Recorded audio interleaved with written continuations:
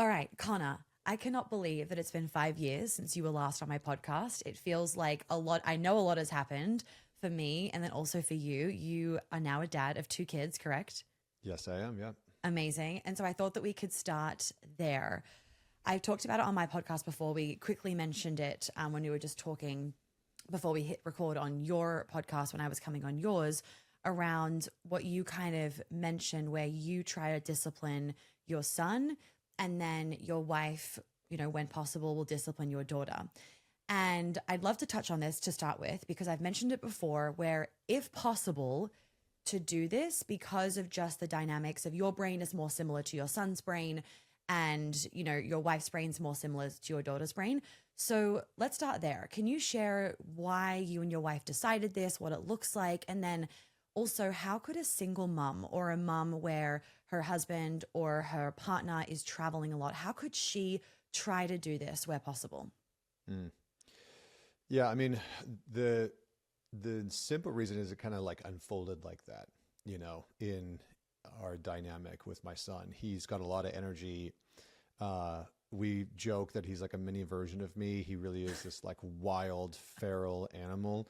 And he's the sweetest, most emotional little 4.5-year-old. He just Isn't has that this all beautiful boys heart. though? Yeah. Have you seen those Instagrams where it's like just checking on all the boy mums? Like, are we all surviving? Because I'm like, I swear all my friends that have boys that like all my mum friends that have boys, it's like they're in at the ER every week. Yes. Something else has been broken. Like it's just funny games. Yeah. It's just, it's wild. He's a big feeler, but also I think the reason why we kind of did that is it kind of unfolded naturally, but also when we talked about it, it just made more sense because I want him to grow up around a very nurturing, very loving, very sweet space, which is his mom. And it's not that I'm not that. I am loving. I mean, I kiss that boy, I hug that boy all day long, and I'm very affectionate with him. But I want him to have a safe haven in her. And I think that that's very important. And, I think that sometimes young boys can grow up with this, and I almost hate to use the word, but they can grow up with almost an undercurrent of like misogyny that's kind of been baked into them. And that can happen for a number of reasons. They can watch their father mistreat their mother. They can watch their mother speak ill of their father continuously or hate on men. And then they kind of learn like, oh, I should dislike the opposing sex. They get hyper criticized by mom who's sort of over their shoulder, nitpicking them constantly and trying to turn them into the man that they want them to be.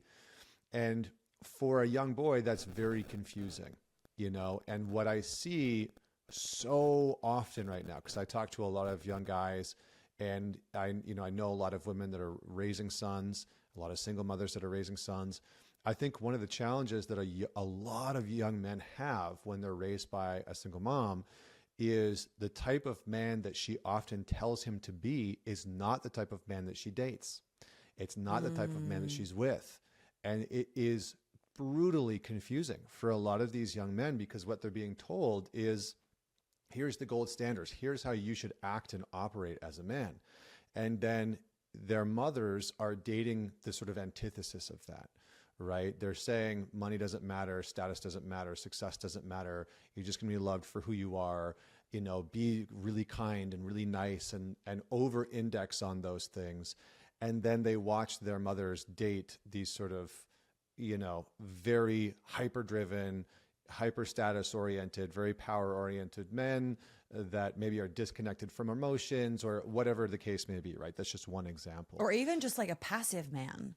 Yeah, right? yeah. Like or that's just a real completely thing. Spineless. Right. It just exactly. Yeah. And so then still it just creates confusion. And what about how, some moms that aren't aware that they're doing this, they end up, they think that they're teaching, like you were saying, their son how to be, but they're kind of actually shaming and emasculating instead, which then can create a very, fragmented experience for themselves of what it means to also be a man. Because from the get-go, they've kind of felt like they are already not living up to how their mum wants them to be.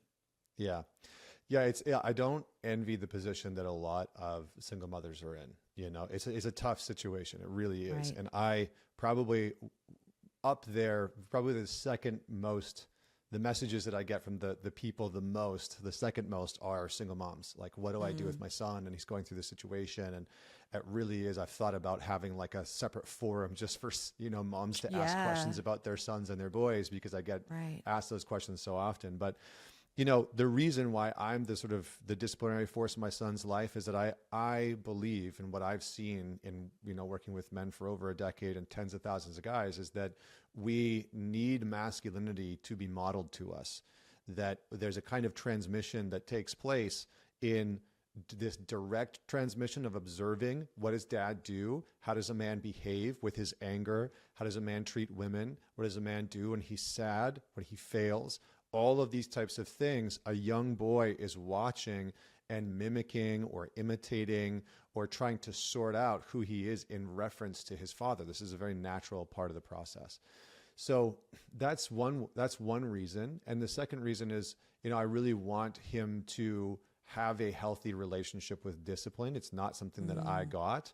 And I think it's not something that a lot of young men or men received, is a healthy relationship with discipline.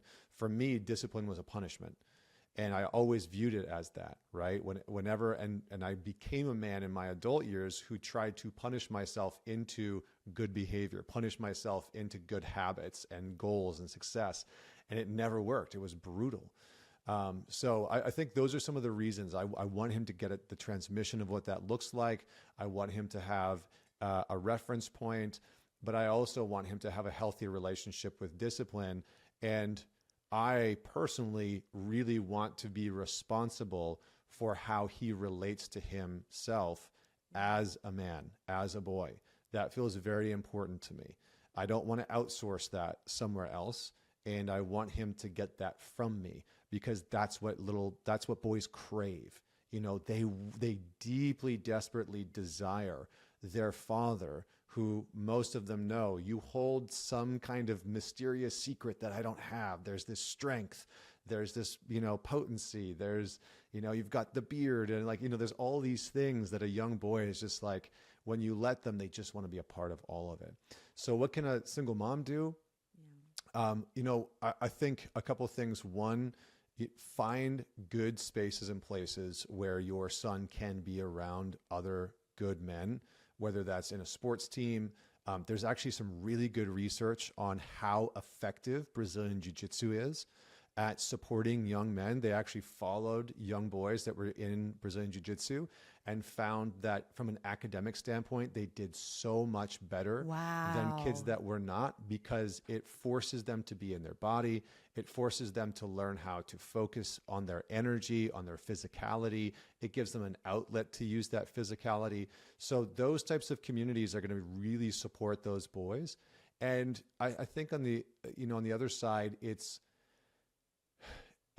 hard, because I can feel that a lot of women are like, how do I fill the gap from his father's absence?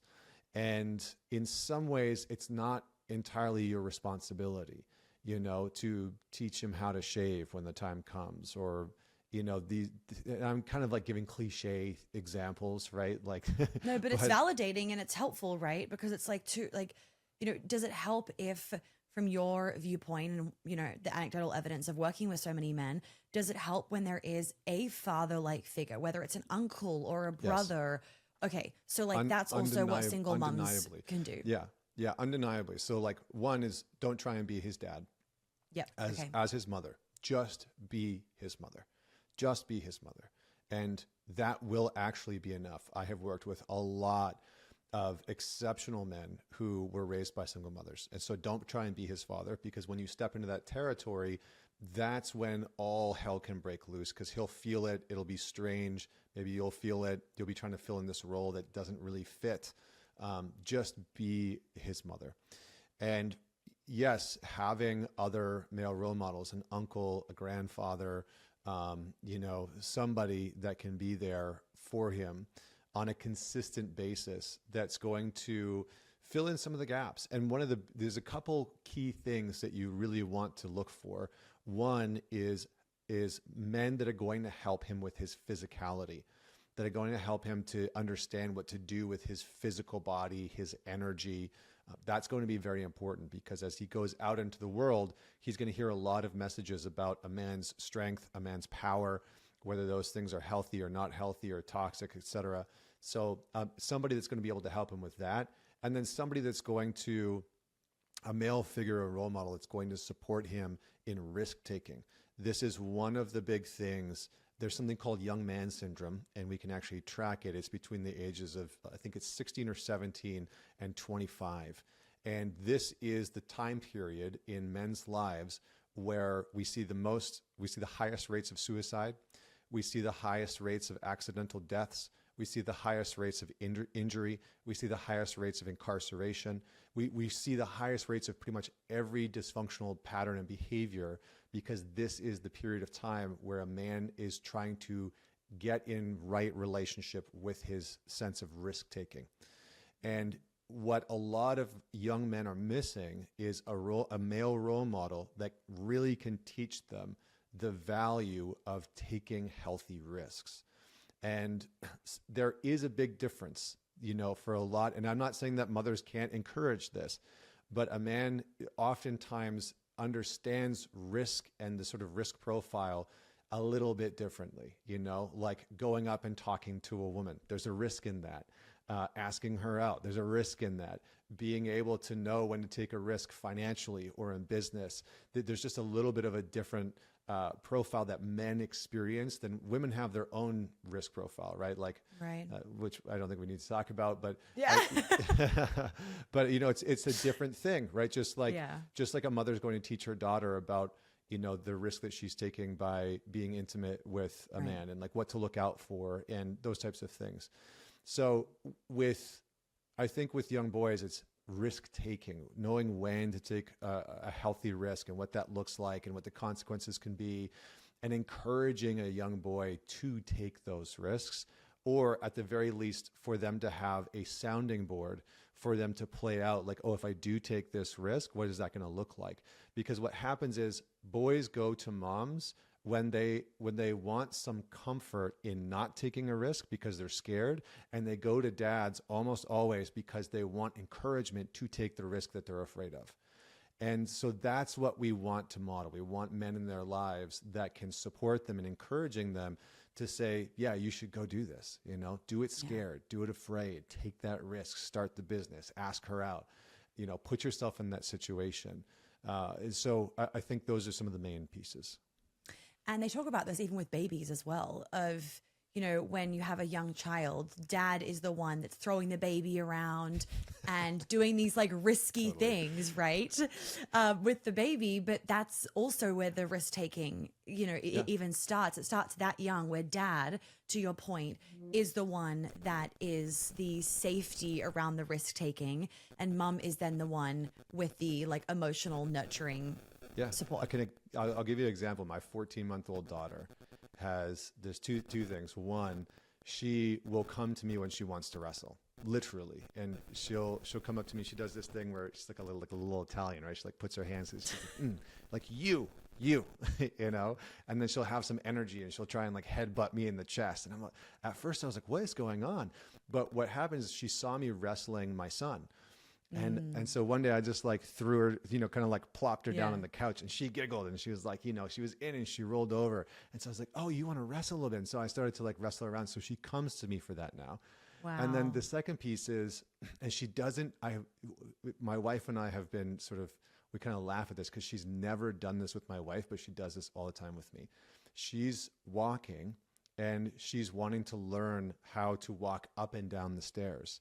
And she will see me, and if we're outside, we have some steps outside, or if we have the steps inside the house, and she'll hold my hand and drag me over to the steps so that I can help her walk down the steps and walk back up the steps, because she can't do it by herself right now.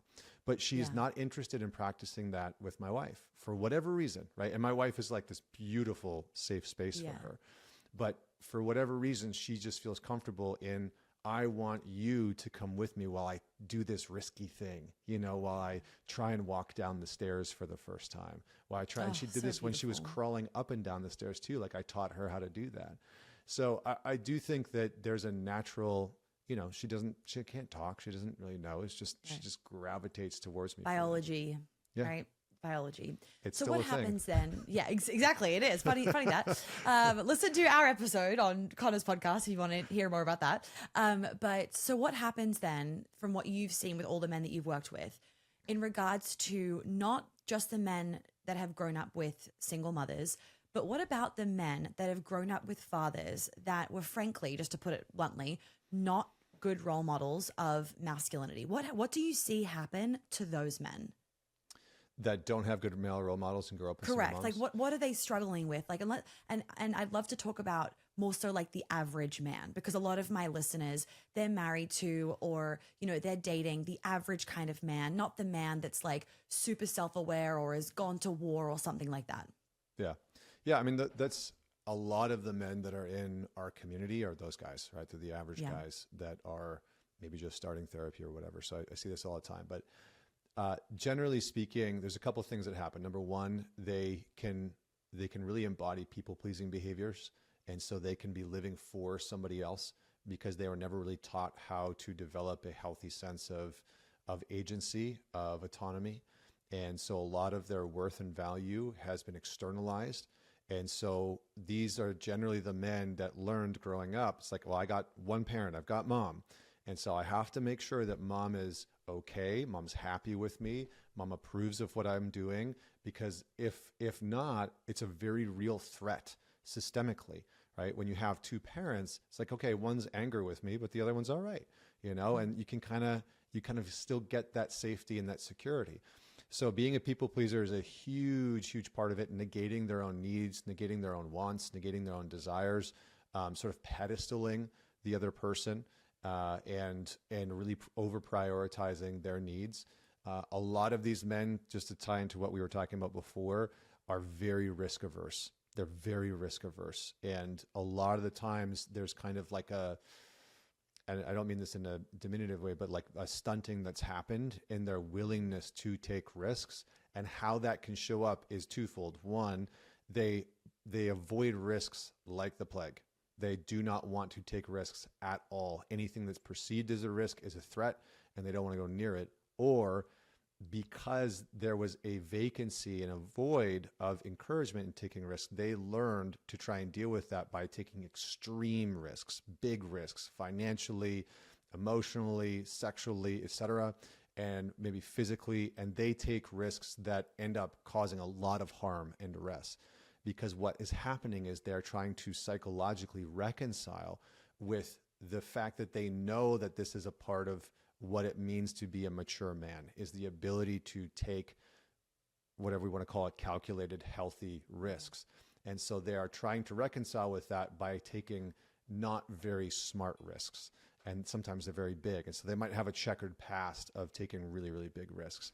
How that showed up for me, 19 years old, 1000cc sport bike, doing 300 kilometers an hour on the highway, stunting it, racing it on the streets, like just doing really stupid things to take risks and kind of get a thrill out of it.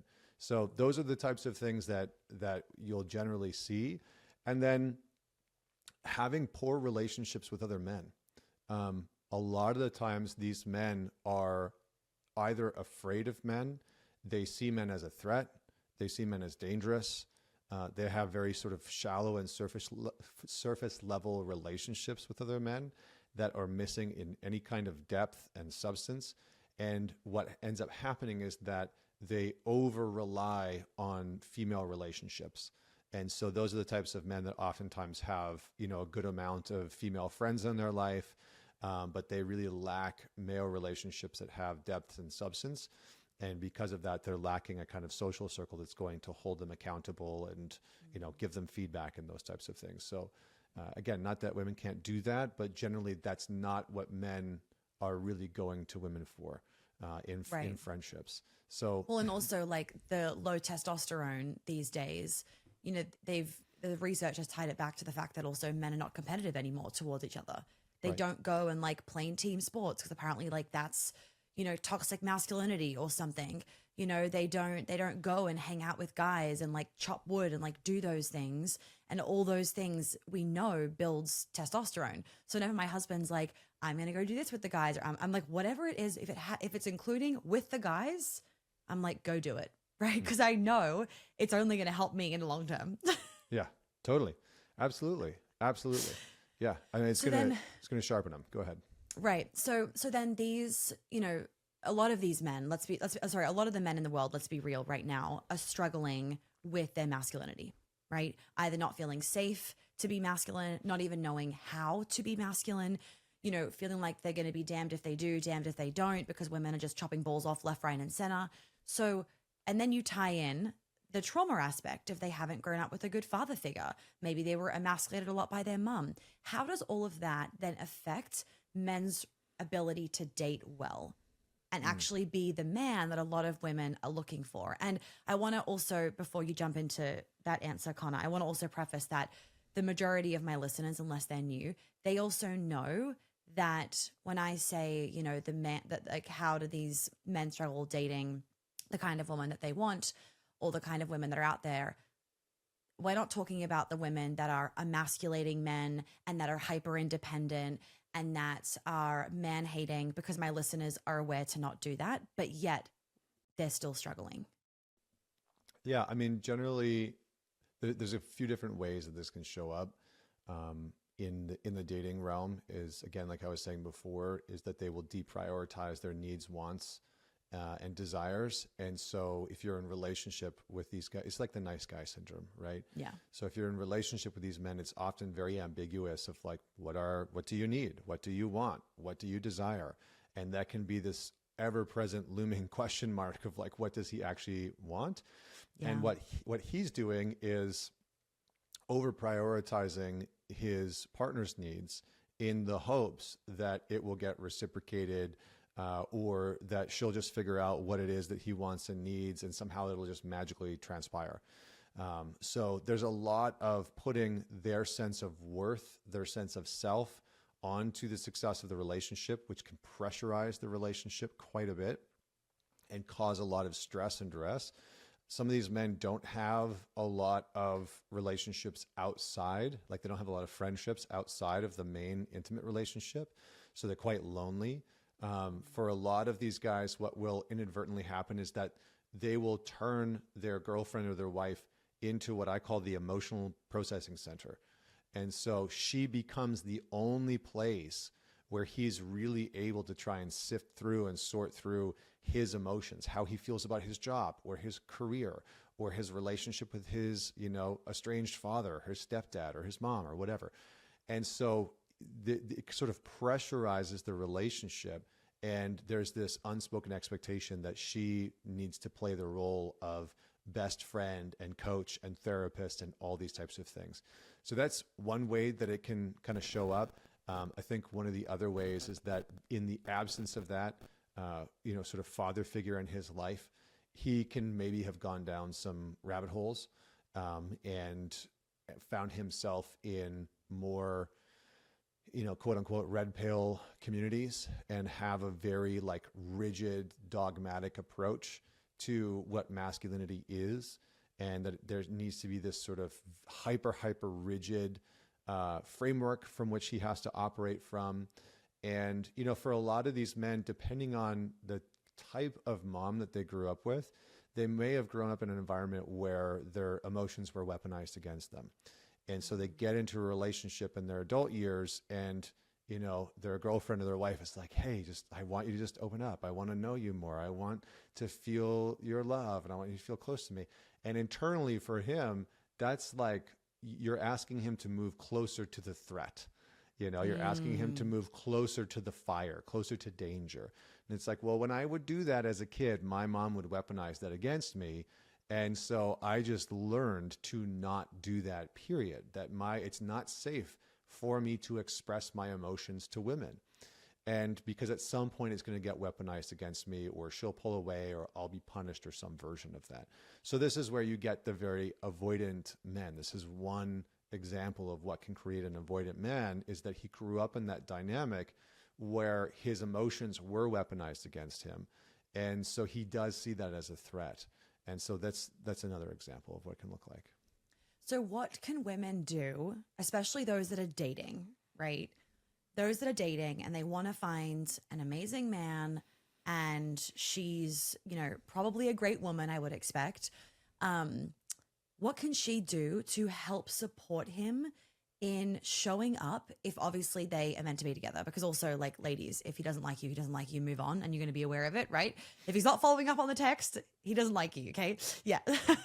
But what else can women do when he does like her, when he does want to continue to see her, but she can sense that there is clearly some unresolved traumas or wounds or issues, and it's, like you've said, she's not there to be his coach? Yeah. Okay. So a number of things. One, try and get a very clear sense of where he genuinely enjoys being of service. So men in relationships want to be useful. They don't want to just feel useful. They want to be useful. So they want to be of service. They want to contribute. Whatever version of that it is for them. Some want to protect or provide. They want to provide financially. They want to provide emotionally, whatever that is. So get a sense of, like, what do you, partner, man, really want to contribute in the relationship? What feels good for you?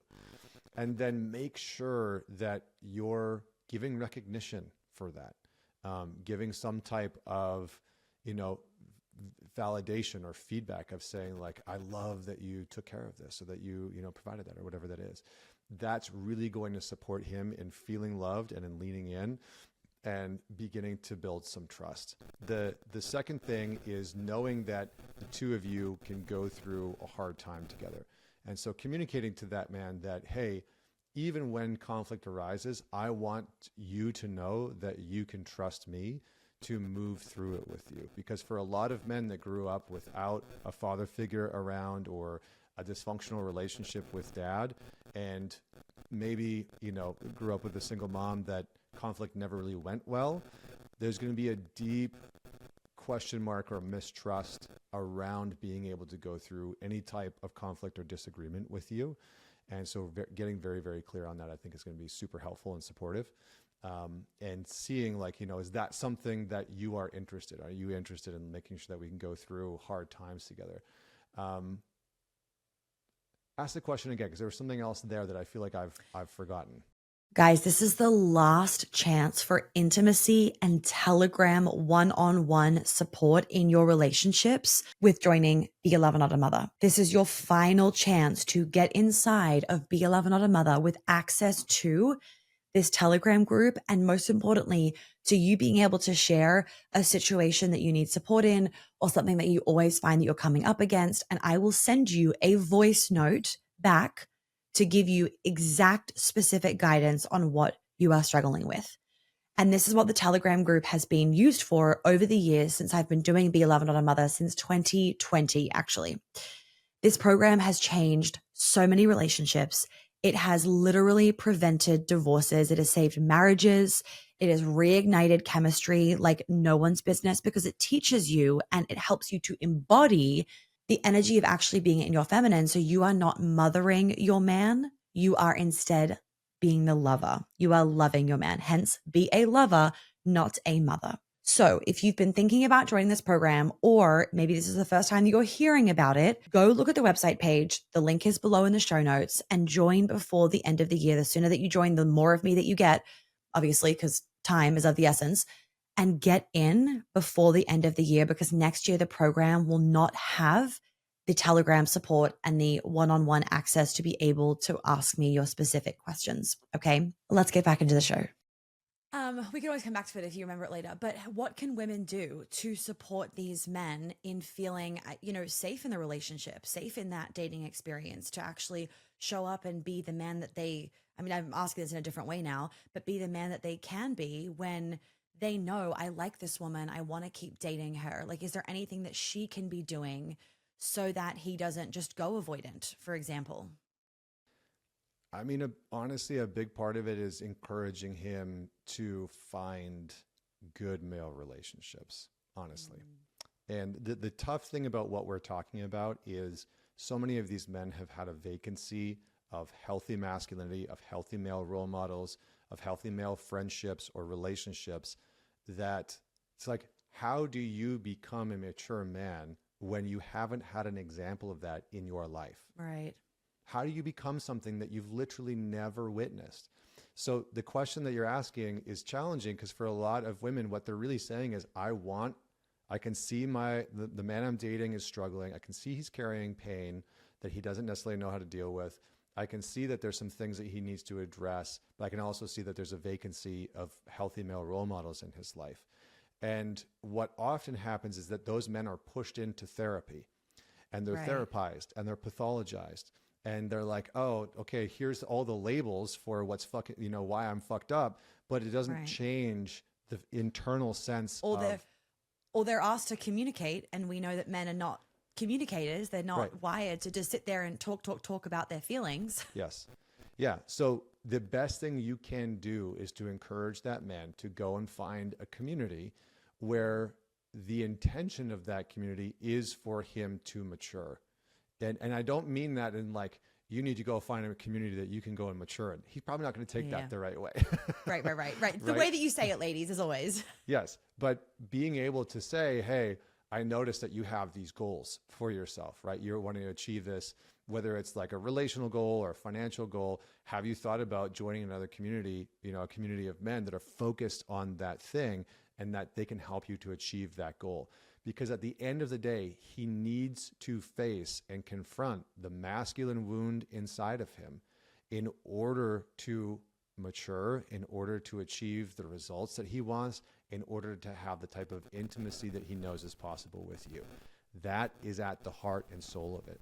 So I like to say that, women are the permission card holders for so many men. I have seen this countless times, right? Men join our online community, men buy my book, men come out to our weekends, men tune in my podcast, because a woman in their life has in some ways not just recommended it, but said, hey, I think that not only would this be good for you, but I would really honor you for doing this. I would really respect you for doing this. I would admire you even more. And I think that that's not always how it's positioned. A lot of the times it's like, you're fucked up, you need to go do this, right? You're not communicating properly. Or something. You're not communicating properly. You're not open enough. You're not emotional enough. You need to go fix yourself, versus a call to something more aspirational. And I think that's what a lot of men are looking for. And for a lot of men, the permission card does, especially if he hasn't had a man in his life that he looked up to, that was a role model for him. He will be looking to women, specifically you, if you're his girlfriend or wife, to give him some type of permission, but in a positive way. And unfortunately, what often happens is that, women, because there's something missing, or they see something, it's like, I can see what the problem is. I can see what you need to go work on. I'll fix it for you. I'll fix it for you. Like, you need to go do this trauma healing and it'll help you, versus like, have you thought about X, Y, and Z, because it'll help you achieve what you're wanting to achieve, et cetera. Right. So, plant the seed. There's different ways to do it. Yes. So on that note, Connor, I know that you're, very much aware of this, of the issue, and I didn't mean to go down this dating hole, but I'm just kind of, we're going to go where the conversation takes us, of the issue with online dating these days, where there is like, 1 to 2% of men that are essentially seen as like eligible. And then there is a huge amount of women going after the 1 to 2%. And then you have all these other men that are left, I'm worried they're going to eventually be dating bloody robots or chat GBTs at this point, because women are after, like we've talked about, the success, the accolades, blah, blah, blah. You work with so many men, and I'm sure that, you really get to know these men and see how incredible they are. But maybe like on a dating app, women wouldn't necessarily like swipe right or left. I can't remember which one it is, but right.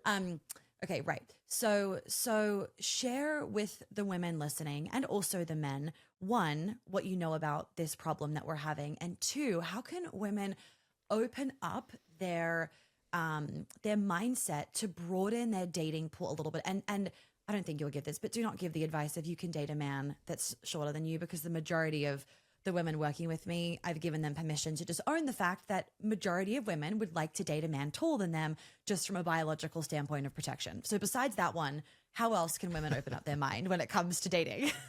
Yeah, I mean, I think it's very important. Like everything's changed, right? Everything's changed. And you might be a very successful woman that's making a lot of money. And, you know, there are many different ways that a man can provide for you. And so I think getting clear on what do you want a man to provide for you. And, you know, sometimes our picker of how we choose people is kind of skewed. And, you know, social media and dating apps have certainly done a number because, like you're saying, there was a piece of research that was done through Tinder, and it showed that they took 50 men and 50 women. 45 of the 50 women would go after 5 of the men. And the bottom 50% of the men literally did not get any interactions, like none. They didn't get any messages back, etc. And so I think sometimes you have to kind of go outside of the scope. And this is something that men do, right? Men, it's like kind of a numbers game where we have to approach, we have to talk, we have to face rejection. We have to, you know, not know whether or not it's going to be a sure thing.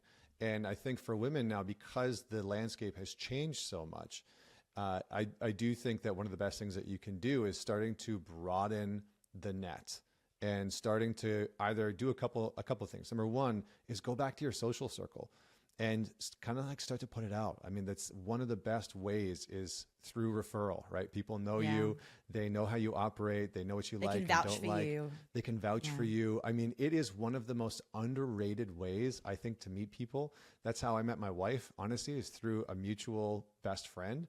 And we just happened to meet through him, and, you know, it worked out really well. I hated the dating apps, and it's not because I didn't have success with them. It was shallow and vapid, you know. It creates that dating fatigue also for a lot of people. It's a real thing. I mean, I can't tell you to go to your social circles because my husband and I met on a ski chairlift, but I can tell you to go skiing or to just go do the things that you enjoy doing and you know, stop looking, but you know, because you always find them when you least expect it. But back to you on kind of like those tangible things, Connor.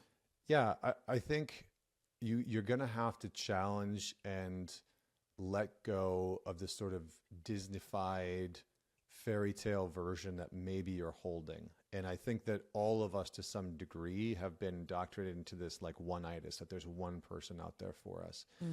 And what I've noticed in, you know, my wife is a marriage and family therapist. We've worked with a ton of couples together. And one of the things that we've noticed is that this is especially true. It's true for men, but I think it's especially true for women, is that what you think you want is almost never what you actually need. Oh my God. And I often say, Connor, like I had a list and he fulfilled, you know, quite a bit of it, but he was missing the tattoos and a few other things. That's okay.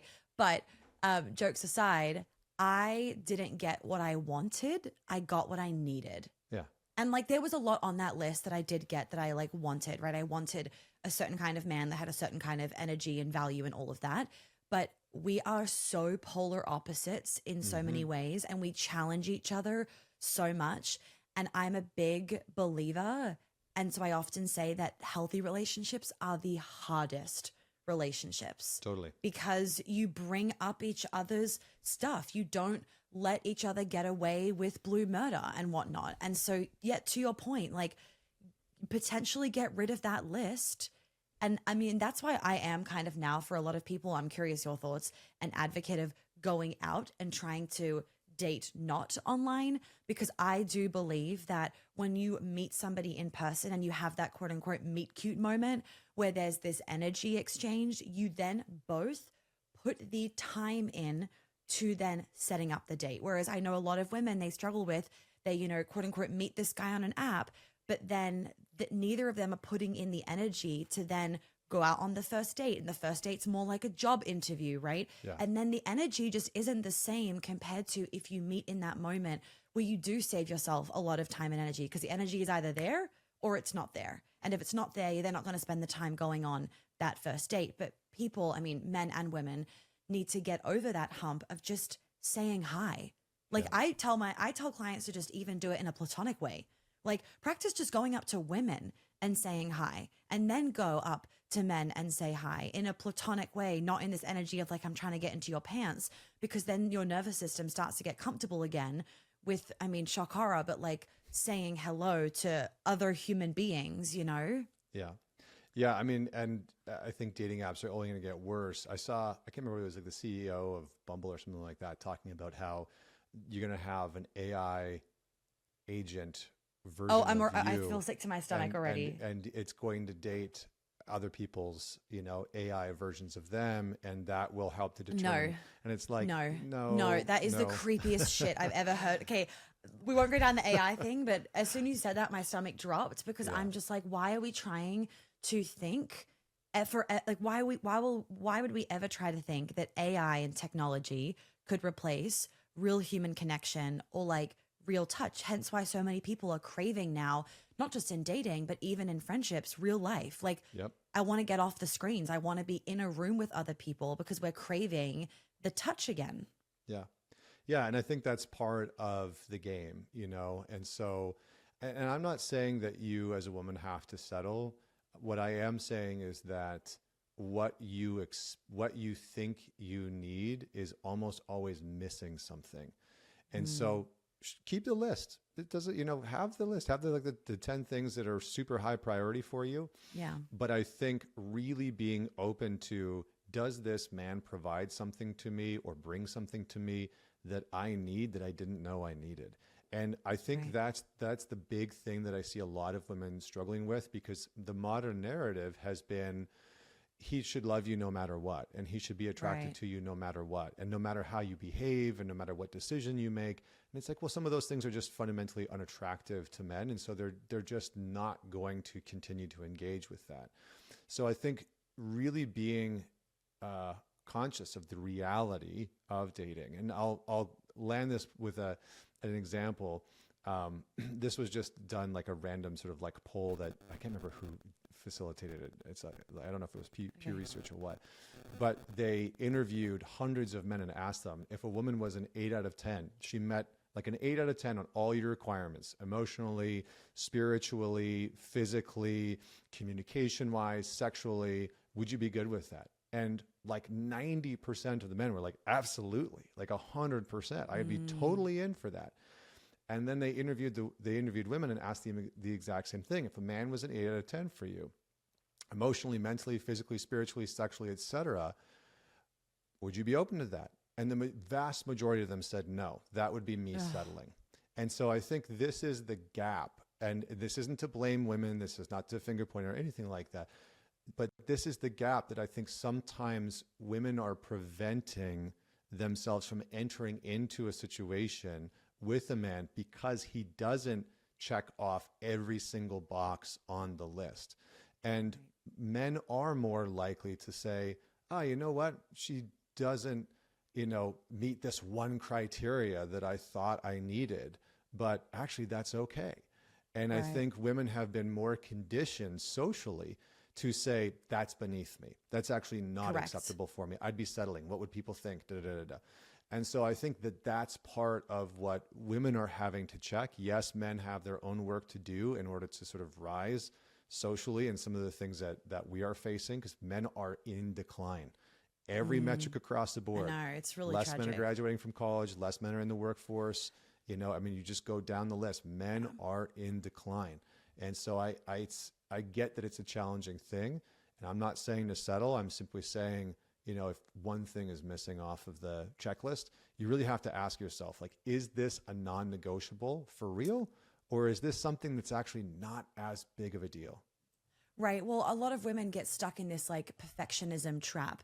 And whether it's social media, their own wounding, probably like a combination of things where, and I've talked about this before on my podcast, Connor, where this whole like empowered woman, right? I'm this empowered woman. I have all these things going for me. I'm so high value, blah, blah, blah. Where then, to your point, it's like no man can then be enough for me. Yeah. And I think also just something to keep in your mind, ladies, is the difference between, a standard and a need. and then an expectation. Because a lot of women, and I call women out all the time with this, when they're having struggles dating or whatever, they'll share with me a situation and I'm like, well, that's an unfair expectation that you have on him. And so it goes hands in hand with this. And yes, there are some things, like I had to get really honest with myself when I was dating, of I actually could not be with a man that didn't know how to ski really well. I know this is like such a random thing, but I tried dating men that only loved summer, that hated winter. And I was like, this isn't going to work long term, because I want to be able to have family holidays. I don't want to, ski. I don't want to teach my boyfriend how to ski. Like that is just not going to fly for me. But then there are other things, right? Like he has to make more money than me, or he has to be living here, or blah, blah, blah, where compromise is a relationship. And if you have this, I don't know whether you've seen this in your work, Connor, and your thoughts on this, but if you have this expectation of perfection from a person when you're dating, what the heck is going to happen in that relationship when things get tough? Because guess what, ladies? It's not all about you. And that's kind of part of this like really intense, like empowered woman movement. I'm not saying don't be empowered, ladies. Like you guys know that, but it's become at the detriment to like real health of a relationship, because a lot of women think my needs matter more than his. And sometimes your needs in that moment, depending on the context of the situation, your needs don't matter and his do. Like there has to be compromise sometimes. Yeah, and allowing yourself to be changed as a byproduct of the relationship in ways that you couldn't have predicted. Like I think my wife is so different than the woman that she was when we met. And so much of it is amazing, and our mutual friends have commented on it. Like one of my buddies, the guy, Mark Groves, who maybe some people know of, Create the Love, is the reason why we met. And he's like, dude, she's a different woman. Like she's so like soft and surrendered and like, holy crap. And like watching that process unfold as a result of us being together, she has really allowed herself to be changed by being with me, because we are different people. And if she had adhered to, this is the type of man that I need to be with, he's got to have a master's degree and, has to come from this type of background and have gone to this type of school. And if she had adhered to that, then she would have, walked on something that would have led to the life that she's living now with 2 kids and, And so I think we have to, both men and women, we have to allow ourselves to be changed by the relationship and by the other person. And I'm not saying that you lose yourself, but I think the pendulum within female culture has swung so violently from you give up independence to be in a relationship with a man to I refuse to relinquish any type of autonomy and independence, and you will not shape or alter me in any way. And so what ends up happening is that a lot of women enter into a relationship being unwilling to be influenced. And I think for us as men, it's one of the things that we are feeling in modern dating of like, oh, you don't want me to have any type of influence in your life. And I think that creates this kind of wall. And we as men are, again, we want to contribute. We want to add value. We want to be useful.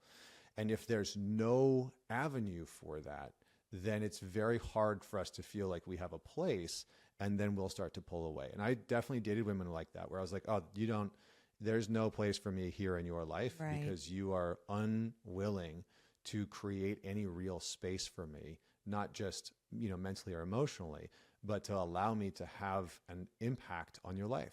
So I was out, it's just plain simple. Yeah, exactly. Okay. So in your book, you talk about facing the shadow and really ending self-sabotage. So many men, obviously, as you know, engage in avoidance and numbing out and defensiveness as this means of self-sabotage, whether they're consciously aware of it or not. How do you see self-sabotage showing up in a lot of men's life? Maybe a little bit differently if you're aware, maybe a bit differently of how it shows up in women's lives. And then how can the men obviously work on that, and the women support him in ending that self-sabotage? Okay. So biggest misconception around self-sabotage is that it is a means to get out of control. Okay. Completely wrong. It's not what's happening. And this is for the men and women and the like. What's happening when we sabotage is that we are returning to familiar, comfortable habits, behaviors, mental frames, and safety. So our brain, your brain, will literally choose a dysfunctional pattern that it knows and recognizes than a functional, healthy pattern that is foreign to it. So a lot of the times men are sabotaging because they're moving back into something familiar, something safe, something that they know, even if it's not what they want. And this was me for a long time. I was stuck in unhealthy, unhelpful, dysfunctional patterns, but they were all familiar, and they provided a certain level of safety. So what does a man need to do? He needs to understand what kind of safety he's getting from this sabotage and what story specifically it's reinforcing. For a lot of men, especially if they're sabotaging in a relationship, right? They're sabotaging sex and intimacy or communication, they're shutting down, they're stonewalling. They are reinforcing some type of narrative about themselves. Right? I'm not good enough. She's going to leave me, some version of that. And so he needs to get very clear on what pattern is showing up, what the narrative is behind that, and what the threat of the unknown actually is. What's the unknown variable or pattern or behavior that feels like a threat? And that unknown pattern might be security relationally. It might be deep intimacy. It might be expressing yourself sexually. It might be setting a boundary or saying no, right? Those types of things might be foreign for that man. And so he sabotages instead of creating the, consistent intimacy and connection. So then he actually has to start to enter into the fear of the unknown. And he has to move forward and say, okay, I'm going to consciously choose this thing that I'm afraid of, and I'm going to continually take effort and action towards it. How a woman can support him is by asking, when you do this, what feels safe and comfortable about it, right? When you do that thing on Instagram or text that person or, you shut down. Or reject sex. A lot of women that I work with, they struggle with their partner not initiating sex or rejecting sex. Totally. Yeah. When you reject sex, when you shut down sexually, what narrative are you reinforcing and what feels safe about it? Asking those two questions. And he might not have an answer at first. He might be like, I don't know. There's nothing safe about it. And I don't like it. And I want it to stop and whatever.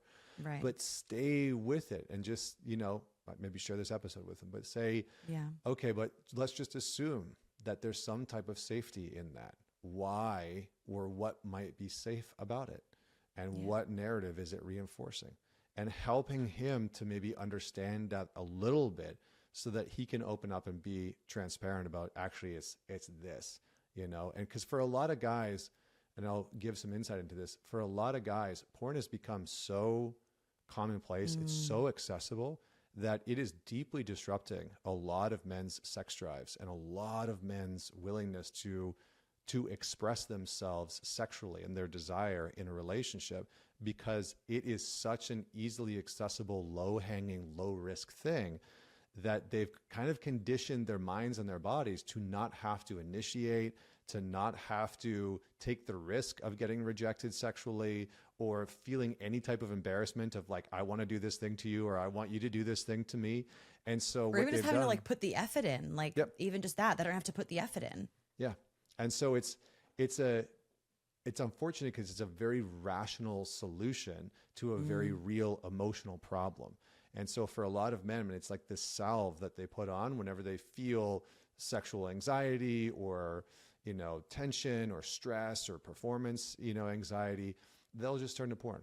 And that's just the thing that keeps the sexual vitality and aliveness that they really want with their significant other from happening. And then so much shame gets layered on top of that. And so a lot of the times the couples that I've worked with, the woman doesn't even know how frequently that man is actually watching porn. And he feels a tremendous amount of guilt and shame in just saying like, actually, whenever we have an argument, I go watch porn. Or anytime that you say no, I go watch porn. Or sometimes I'm saying no because I'm just, low energy, stressed out, and I don't have it in me to go through with it. So a lot of men are just waking up stressed, going to bed stressed, and they're just stressed out all day long. And they they are sometimes using porn and have used porn as a means to de-stress their system. No, that was like a little off-topic tangent. No, that was really, really great. So thank you for sharing that. What do you want to say to the men that often wait then until they hit rock bottom? I mean, women do this, but less, like, because we don't have the same kind of dynamic with our ego. Whereas for a lot of men, they wait until they are at rock bottom to make the decision, because then they can only go up, right? The decision's kind of made for them, to wait to reach out to you, to join an online program, to go to therapy or a somatic, practitioner or something like that. Why do men do that? Like, from what you've seen anecdotally with all the men that you've worked with? The simple answer that might sound a little esoteric is that we've strip mined initiation out of our culture. So there's no longer any type of initiation practice, ritual, ceremony that creates a demarcation between being a boy and being a man. And again, when a lot of men haven't had the chance to do two things, because initiation does a couple things, but one, what it does is it helps a man reconcile with his relationship to his own power. So Richard Rohr, Franciscan monk, said, unless you go on a journey of powerlessness, a man will always abuse power. So for a man, an initiation is meant to help him come into contact with his physical, psychological, sexual, emotional, energetic potency, his power.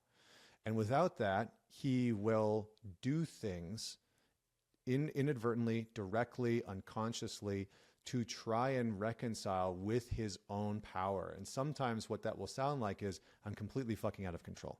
I don't know why this is happening. I don't know why I'm making these decisions. I can't seem to stop myself. And a part of that is he's saying to himself, to culture, society, his significant other, I don't know how to deal with the power that's inside of me, the potency that's inside of me, and I'm afraid of it. And the second thing is his ability to take risk in a healthy way and to be able to encounter the unknown.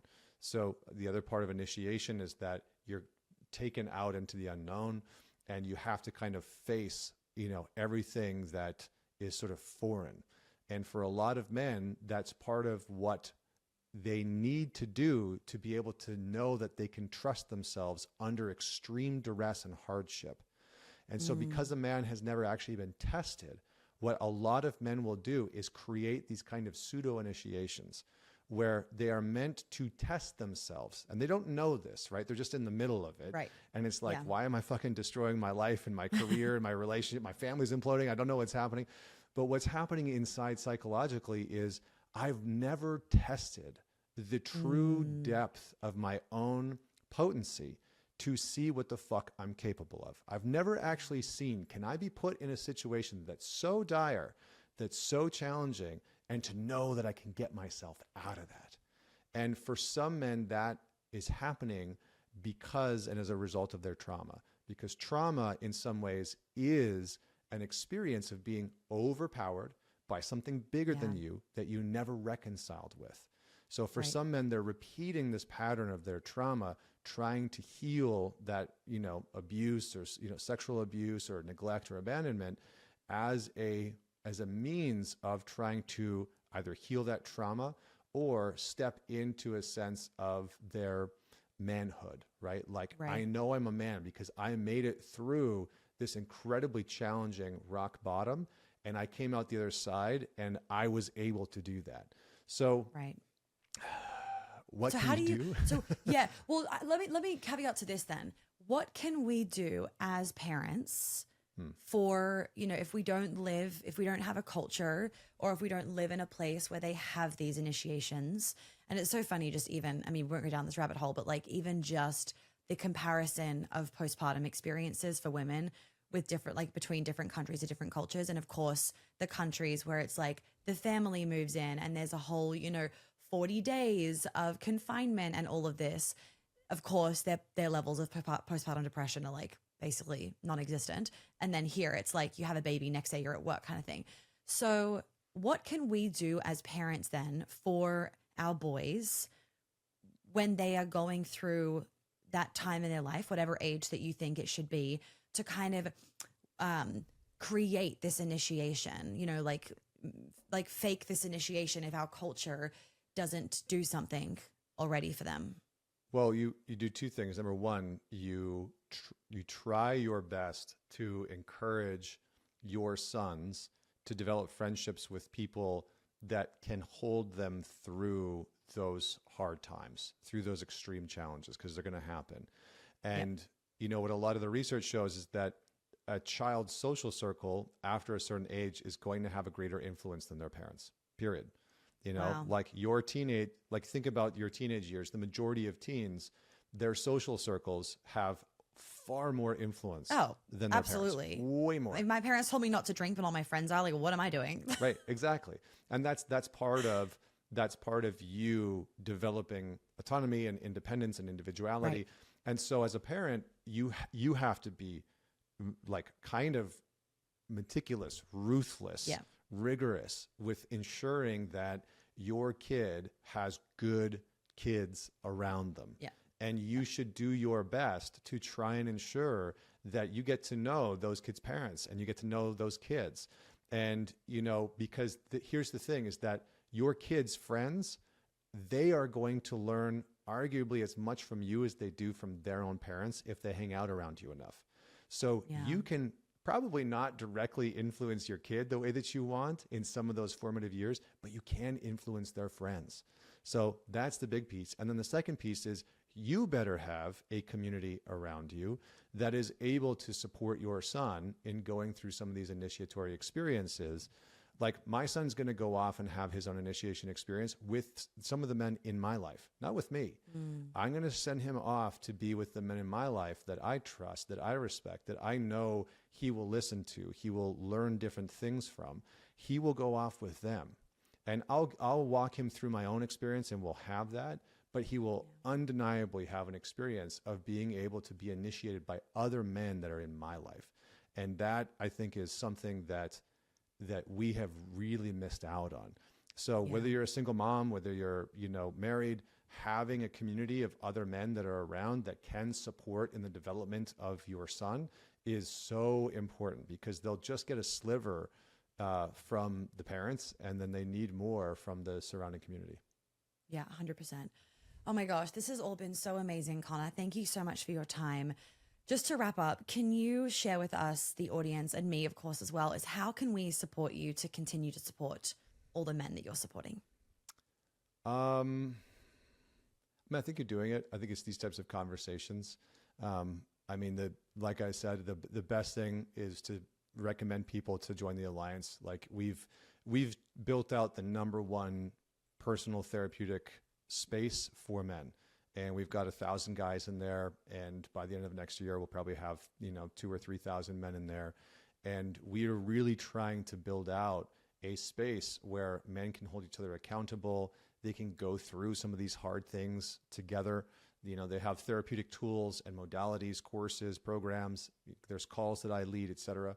And really giving them a space where online and in person, they can do some of this work, because so many of these men, I can't tell you how often I hear a man come and work with me for 60 minutes and they're like, I got more out of this than I got in 5 years of therapy. Because men are not, therapy is not always the solution for them, because they are taught in therapy to just talk about how they're feeling. But what they actually need is to go and take action, real action in the world, in their relationships. And that's what they're really deeply craving and desiring. And so we're building out this ecosystem where men can go and do that. So incredible. Connor, thank you so, so, so much for all of the incredible value that you provided the audience today. Can you just share where everyone can find you? Best place is mantalks.com, and then ManTalks everywhere, ManTalks, on Instagram, on YouTube. There's a podcast. There's all that kind of stuff. So go check it out. Yes. Fabulous. Thank you guys so much. We'll see you next week on the show.